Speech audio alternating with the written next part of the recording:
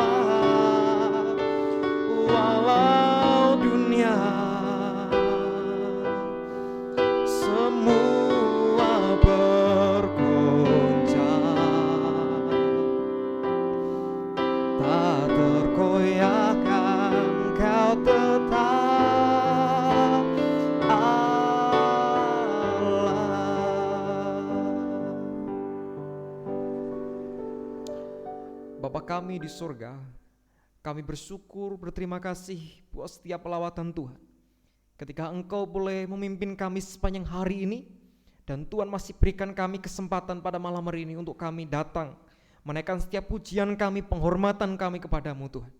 Terima kasih Tuhan, jika malam hari ini kami bersama-sama dengan jemaat-Mu GITJ Jepara 4 Jakarta menyatukan hati kami untuk kami merendahkan diri kami, untuk kami merefleksikan diri kami, untuk menghayati pekan suci, untuk kami menghayati bagaimana karya penebusan-Mu di atas kayu salib bagi kami semua. Oleh sebab itu Tuhan, kami menyerahkan persekutuan kami pada malam hari ini, dalam Rabu Abu ini, ke dalam tangan pengasihan Tuhan. Terima kasih Tuhan, kami menyerahkan menit-menit ke depan ini ke dalam tangan pengasihan Tuhan. Di dalam nama Allah Tritunggal yang Esa kami berdoa. Haleluya. Amin. Bersyukur pada Tuhan ketika kita sampai malam hari ini masih diberikan kesempatan oleh Tuhan untuk datang pada Tuhan. Kita tahu Dia yang setia, Dia yang mulia, yang senantiasa menolong kita, memampukan kita sampai hari ini. Kita sama-sama naikkan pujian, Bapa Kau Setia.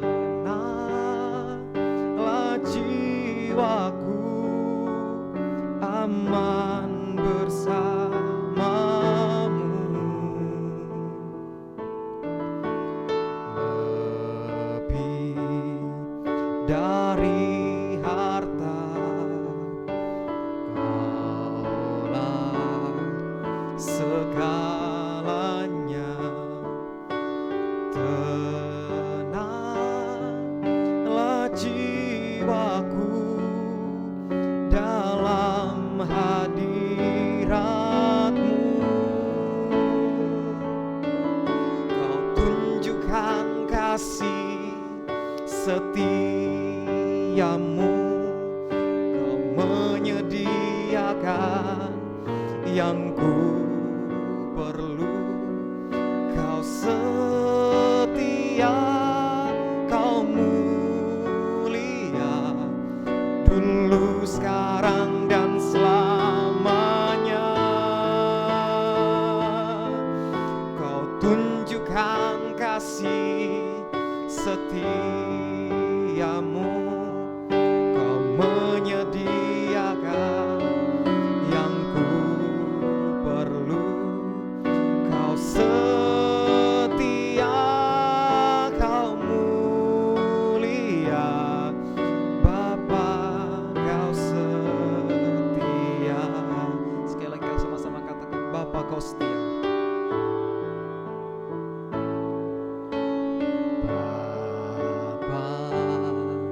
Kau setia, Bapa, Kau mulia, tenanglah jiwaku, aman bersamamu.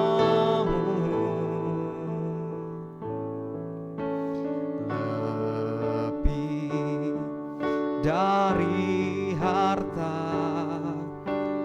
Kaulah segalanya. Tenanglah jiwaku dalam hadirat-Mu.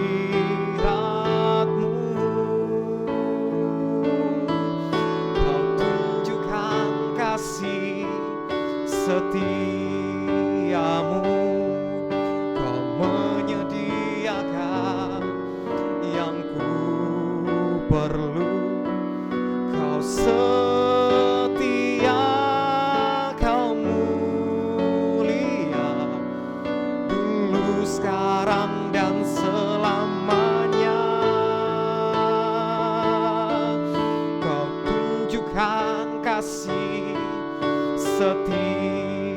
setiamu, Kau menyediakan yang ku perlu. Kau setia, Kau mulia, Bapa, Kau setia, Kau setia, Kau setia, Kau mulia, Kau setia, Kau setia, Kau mulia, Bapa, Kau setia. Kita sama-sama akan membaca, mengumpuli firman Tuhan. Namun sebelumnya kita merendahkan diri hadapan Tuhan, kita memohon pertolongan Roh Kudus biar memimpin kita dalam perenungan kita pada malam hari ini. Mari kita berdoa. Bapa Surgawi, sesaat lagi kami akan membaca, merenungkan firman Tuhan. Mari Tuhan membuka hati kami supaya kami mampu menerima firman-Mu, terlebih lagi dapat kami aplikasikan di depan kami.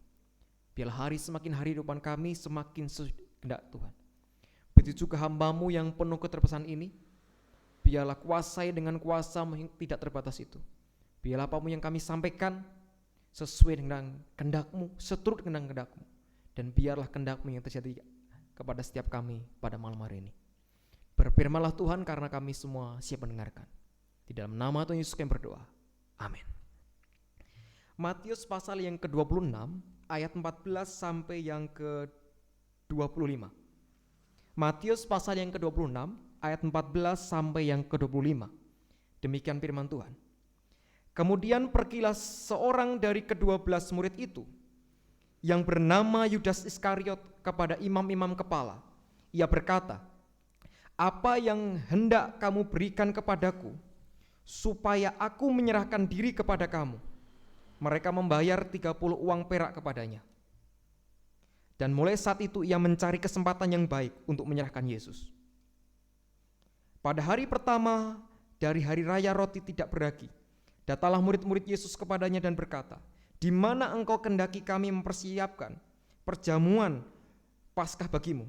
Jawab Yesus, "Pergilah ke kota kepada si Anu dan katakanlah kepadanya, 'Pesan guru, waktuku hampir tiba.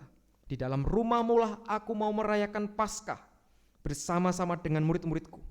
Lalu murid-muridnya melakukan seperti yang ditugaskan Yesus kepada mereka dan mempersiapkan Paskah. Setelah hari malam, Yesus duduk makan bersama-sama dengan ke-12 murid itu. Dan ketika mereka sedang makan, ia berkata, 'Aku berkata kepadamu, sesungguhnya seorang di antara kamu akan menyerahkan aku.' Dan dengan hati yang sangat sedih berkatalah mereka seorang demi seorang kepadanya, 'Bukan aku ya Tuhan.' Ia menjawab, 'Dia yang bersama-sama dengan aku mencelupkan tangannya ke dalam pinggan ini, dialah yang akan menyerahkan aku. Anak manusia memang akan pergi sesuai dengan yang ada tertulis tentang dia. Akan tetapi celakalah orang yang olehnya anak manusia itu diserahkan. Adalah lebih baik bagi orang itu sekiranya ia tidak dilahirkan.' Yudas yang hendak menyerahkan, dia itu menjawab, katanya, 'Bukan aku ya Rabi.' Kata Yesus kepadanya, 'Engkau telah mengatakannya.'" Bapak Ibu Saudara yang dikasihi Tuhan Yesus Kristus, renungan kita malam hari ini bertema bergantung kepada siapa. Akhir-akhir ini satu istilah yang saat ini sedang familiar di kalangan kita, kata ghosting. Kata ghosting kalau terjemahan yang paling sangat sederhana itu adalah ditinggal pas sayang-sayangi. Jadi seperti itu. Jadi ada orang yang sedang menjalin hubungannya begitu dekat, tiba-tiba pasangannya menghilang dan kemudian akhirnya memutuskan hubungan dengan pasangannya itu. Itu namanya ghosting. Itu yang akhir-akhir ini terjadi, viral di media sosial. Nah, teks kita yang baca kita pada malam hari ini, teks ini sebenarnya menjelaskan mengenai pengkhianatan Yudas kepada Yesus. Dalam teks ini yang kita baca tadi setidaknya menjelaskan 3 hal penting. Yang pertama, kesepakatan untuk mengkhianati Yesus. Saudara lihat ayat 14-16. Kemudian persiapan Paskah ayat 17-19. Dan kemudian bagian ketiga menjelaskan mengenai prediksi Yesus tentang pengkhianatannya, ayat 20 sampai 25. Rupanya, saudara-saudara, Yudas Iskariot membuat rencana ini pada hari yang sama ketika Yesus menubuatkan penyalipannya dalam 2 hari, yaitu pada hari Rabu. Saudara lihat ayat 1 sampai 5. Tragisnya, Yudas dalam menjual jasanya kepada para imam kepala untuk mengkhianati Yesus. Yesus adalah hamba yang menderita karena ia menyerahkan dirinya kepada kematian agar orang lain dapat memperoleh kehidupan.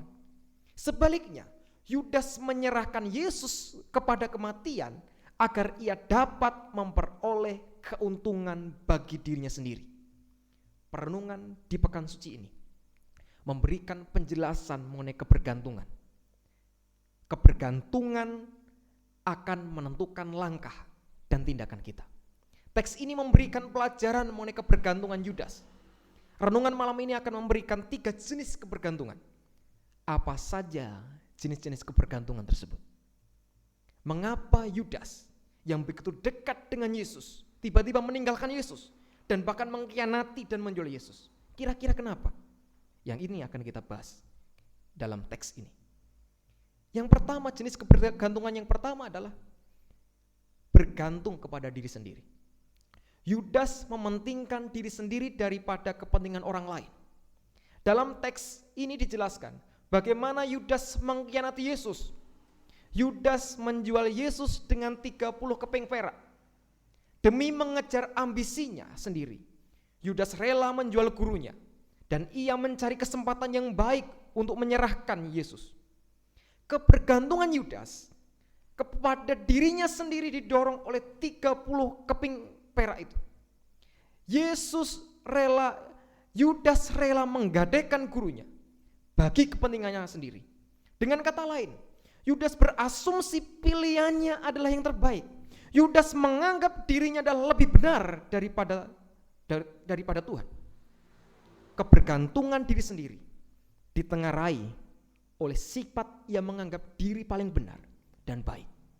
Apakah kita akan bergantung pada diri kita sendiri?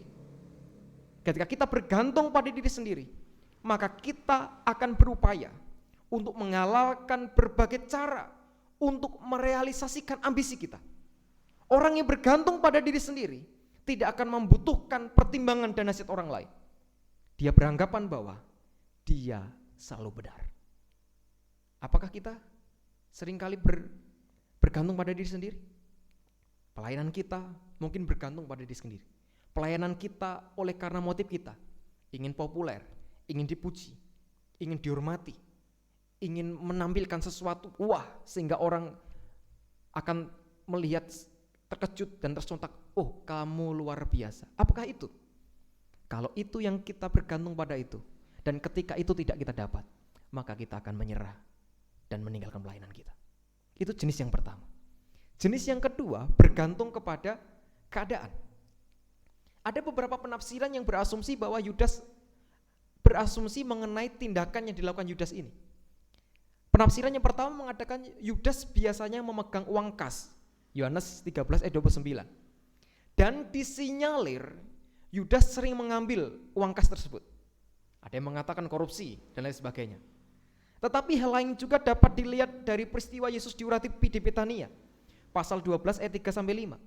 Ketika Maria mengambil setengah kati minyak narwastu murni yang mahal harganya, lalu meminyakinya kaki Yesus dan menyekanya dengan rambutnya, dan bau minyak semerbak di seluruh rumah itu. Tetapi Yudas Iskariot berkata, mengapa minyak narwastu itu tidak dijual 300 dinar dan uangnya diberikan kepada orang miskin? Dengan kata lain dapat diasumsikan bahwa Yudas lebih mementingkan uang daripada memikirkan Yesus. Ada motivasi tersendiri dengan uang itu. Itu asumsi yang pertama. Jadi karena uang mengakibatkan Yudas itu menjual Yesus. Tetapi ada alasan yang kedua, kenapa Yudas sampai menjual Yesus? Ada yang menafsirkan berkata, Yudas melakukan tindakan tersebut karena kecewa dengan keadaan yang ada. Ada yang penafsir yang mengatakan bahwa Yudas merasa kecewa dengan keadaan. Yudas berambisi keras untuk mampu melawan kekaisaran Romawi. Akan tetapi Yesus tidak sesuai dengan ekspektasi dia.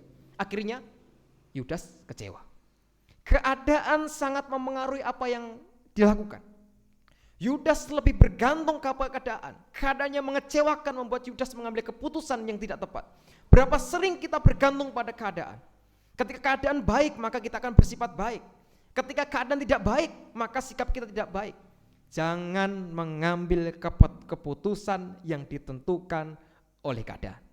Apakah pelayanan kita juga bergantung kepada keadaan? Kalau keadaannya baik, kita akan melayani Tuhan. Kalau fasilitasnya lengkap, kita akan melayani Tuhan.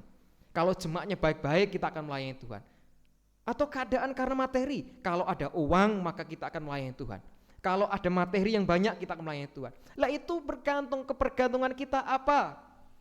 Lah itu akan menentukan. Kebergantungan kepada keadaan itu akan menentukan. Kalau pelayanan kita dimotivasi oleh uang, maka kita kejar uang. Kalau ada uangnya melayani Tuhan, kalau tidak ada enggak melayani Tuhan. Kalau ada fasilitas yang lengkap saya melayani Tuhan, kalau enggak. Lah keadaan itu, kalau keadaan sesuai kita harapkan, maka kita akan baik. Tetapi kalau keadaan itu seringkali bertolak belakang dengan kita, maka kita akan kecewa dan kita tidak melayani Tuhan. Itu jenis yang kedua. Ya jenis yang ketiga. Jenis kebergantungan yang ketiga adalah bergantung kepada Tuhan. Seharusnya pilihan yang ketiga adalah pilihan yang tepat. Seluruh aspek kehidupan kita seharusnya bergantung pada Tuhan. Ketika kita bergantung kepada Tuhan, maka keputusan yang kita ambil akan berpusat pada Tuhan. Hasilnya adalah keputusan yang tepat. Yudas ikut dengan Tuhan. Kurang lebih 3,5 tahun diajar, digembleng, diajar dengan baik. Ngerti kebenaran, diajar secara langsung oleh guru besarnya Yesus. Tetapi akhirnya dia mengkhianati. Karena apa? Ikut Yesus, motivasinya bukan Yesus, tetapi kebergantungan pada yang lain, kepada uang, kepada materi, keadaan, sehingga itu yang mengakibatkan Yudas mengkhianati Yesus, Yudas meninggalkan Yesus karena demi uang tadi. Sekarang pilihan ada di tangan Bapak Ibu semua. Bergantung kepada siapa atau apa, saudara? Bergantung kepada diri sendiri, bergantung pada keadaan, atau bergantung kepada Tuhan. Kebergantungan kita kepada apa atau siapa akan menentukan sikap dan langkah kita. Oleh sebab itu, di dalam Rabu Abu, dalam pekan suci ini, coba kita refleksikan diri kita, introspeksi diri kita masing-masing. Dalam pelayanan kita, dalam kehidupan kita, di dalam tanggung jawab kita, dalam pekerjaan kita, sebenarnya kita ini sedang bergantung pada siapa? Diri kita sendiri yang menitik beratkan kepada popularitas, pujian, atau keadaan, fasilitas, materi, uang, atau bergantung pada Tuhan? Ini waktunya. Di dalam masa pekan suci ini, kita refleksi dengan diri kita masing-masing. Selamat untuk menyadari, mengintrospeksi diri kita kepada siapa atau apa kita bergantung akan menentukan sikap dan langkah kita. Tuhan memberkati kita. Amin. Kita sama-sama kita akan menaikkan setiap doa kita, doa syafaat kita, setiap pergumulan kita kepada Tuhan. Mari kita berdoa. Bapa Surgawi, saat ini hamba-Mu telah selesai berbicara, tetapi biarlah Roh Kudus akan berbicara lebih lagi dalam setiap hati kami, menerjemahkan, menyederhanakan firman-Mu ini, supaya firman-Mu ini dapat kami terima, terlebih lagi dapat kami implementasikan dalam kehidupan kami. Tolong kami Tuhan untuk menyadari kepada siapa dan apa kami bergantung akan menentukan langkah kami. Seringkali kami salah untuk menentukan kebergantungan kami. Seringkali kami bergantung kepada diri kami sendiri. Bergantung karena keahlian kami, bergantung karena kepandaian kami, bergantung karena kecerdasan kami, bergantung karena kemewahan kami, bergantung karena kekayaan kami. Atau mungkin seringkali kami bergantung kepada keadaan. Keadaan yang di dalam zona nyaman, keadaan yang penuh kelimpahan, keadaan yang tidak pernah kekurangan. Tetapi Tuhan firman-Mu malam hari ini menegur kita semua, untuk kami terus mampu untuk bergantung kepada Tuhan, bergantung kepada Allah di dalam segala kondisi dan situasi. Tolong kami Tuhan di dalam pekan suci ini, untuk kami menyadari kerapuan kami, menyadari keberdosaan kami, menyadari kelemahan kami, sehingga kami harus bergantung kepada Engkau saja. Terima kasih Tuhan. Dan saat ini Tuhan, kami terus berdoa bagi gerejamu GIT Jepar Jakarta. Terus Tuhan memberkati, menolong setiap hamba-Mu yang terlibat dalam pelayanan di tempat ini. Hamba-Mu Pak Eko beserta keluarga yang telah Tuhan pilih, Tuhan pakai untuk mengembalakan tempat ini. Terus Tuhan tolong, Tuhan berkati di dalam pelayanan tempat ini. Biarlah melalui pelayanan jemaat-Mu tempat ini semakin dikuatkan, semakin melangkah dewasaan imannya, semakin bertumbuh di dalam Engkau. Begitu juga setiap pengurus yang ada. Terus Tuhan berkati, Tuhan tolong. Biarlah setiap skill, setiap kemampuan yang telah Tuhan percayakan kepada mereka dapat dipergunakan dengan semaksimal mungkin dalam pelayanan di tempat ini. Begitu juga setiap program-program yang ada, yang telah kami rencanakan. Tuhan, kami menyerahkan ke dalam tangan pengasihan-Mu. Biar Tuhan menolong, biar segala sesuatu dapat terrealisasi dengan baik, sehingga nama Tuhan diagungkan, dipermuliakan. Kami juga menyerahkan setiap jemaat-Mu, dari yang balita bahkan sampai yang adioswa. Terus Tuhan berkati mereka di dalam segala pergumulan mereka. Tangan Tuhan senantiasa bekerja, baik dalam studi mereka, dalam pekerjaan mereka, dalam keluarga mereka, di dalam pergumulan mereka, di dalam masa tuanya yang adioswa, dan semuanya. Biarlah Tuhan terus menolong, berkati setiap keluarga demi keluarga. Berkati mereka di dalam pekerjaan, di dalam keluarganya, keharmonisan, di dalam kesehatan dan semuanya. Tangan Tuhan beserta kepada seluruh jemaat-Mu GIT Jepara Yogyakarta. Hamba-Mu juga terus berdoa bagi bangsa Indonesia ini. Terus Tuhan menolong, berkati di masa pandemi ini. Biarlah tangan Tuhan beserta kepada para pemimpin yang telah Tuhan percaya untuk memimpin, supaya mereka mampu memimpin dengan baik, dan bahkan setiap keputusan yang diambil berorientasi kepada kepentingan bersama di atas kepentingan mereka masing-masing. Kami juga berdoa buat proses vaksinasi yang saat ini sedang dan akan terus berlanjut. Tuhan menolong, berkati supaya proses vaksinasi ini berjalan dengan lancar, dan biarlah ini semua sebagai satu cara untuk menghentikan penyebaran COVID-19 yang di Indonesia. Terima kasih Tuhan, kami menyerahkan sepenuhnya gereja kami, bangsa kami ke dalam tangan pengasihan Tuhan. Di dalam nama Yesus kami berdoa. Amin. Bapak Ibu Saudara, kita akan mengakhiri persekutuan kita pada malam hari ini. Kita akan naikkan pujian dari Kidung Jemaat nomor 376, Ikut Dikau Saja Tuhan.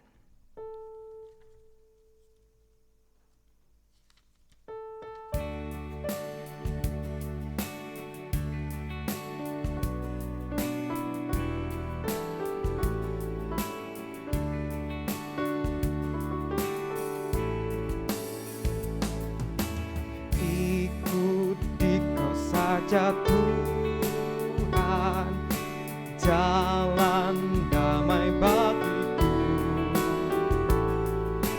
Aku selamat dan sentosa oleh darah-Mu.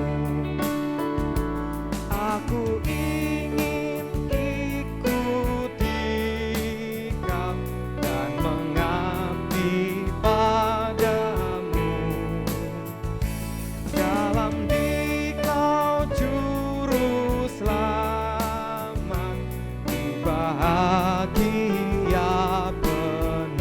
yang kedua. Ikuti Kau di sengsara, karena janji-Mu teguh. Atas kuasa kegelapan ku menang bersama.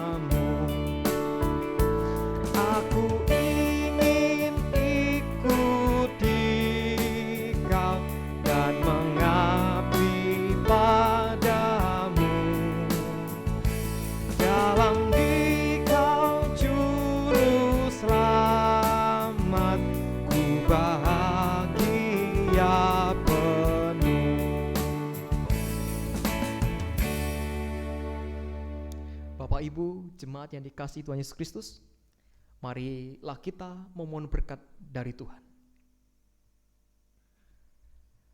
Kasih Allah Bapa, anugerah Tuhan Yesus Kristus, yang kesengsaraannya kita hayati, dan persekutuan Roh Kudus menyertai kamu sekalian dalam kasih yang sempurna dan yang tidak pernah berkesudahan, kini dan selama-lamanya.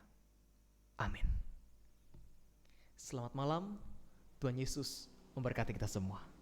Amin.